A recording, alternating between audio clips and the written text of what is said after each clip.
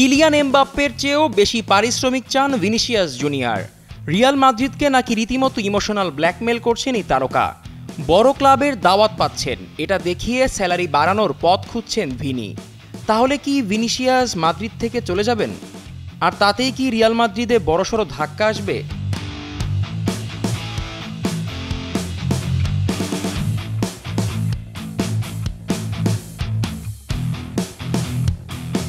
Vinicius junior Real মাদ্রিদের অন্যতম বড় তারকা, কিন্তু তার চুক্তি নবায়ন ঘিরে চলছে টানটান উত্তেজনা।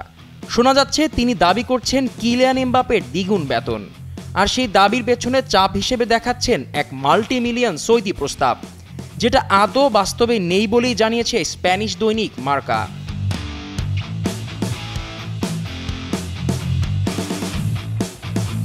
ভিনির বর্তমান চুক্তি আছে 2027 সাল পর্যন্ত, আর তিনি এখনই রিয়ালে থাকতে চান।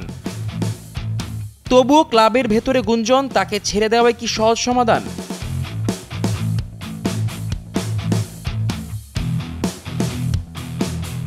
এই সব কিছু ঘটছে এমন এক মৌসুমে যেখানে রিয়াল লা লিগা হাতছাড়া করেছে বার্সেলোনার কাছে। ভিনির পারফরমেন্স নিয়ে প্রশ্ন নেই, কিন্তু আর্থিক চাহিদা যেন ক্লাবের স্নায়ু পরীক্ষায় ফেলছে। তাহলে কি হবে শেষ পরিণতি? চুক্তি নবায়ন না বিদায় ঘণ্টা? উত্তর দেবে সময়। কিন্তু একথা নিশ্চিত যে ভিনিসিয়াস এখন শুধু মাঠে নয়, খবরের শিরোনামেও রাজত্ব করছেন।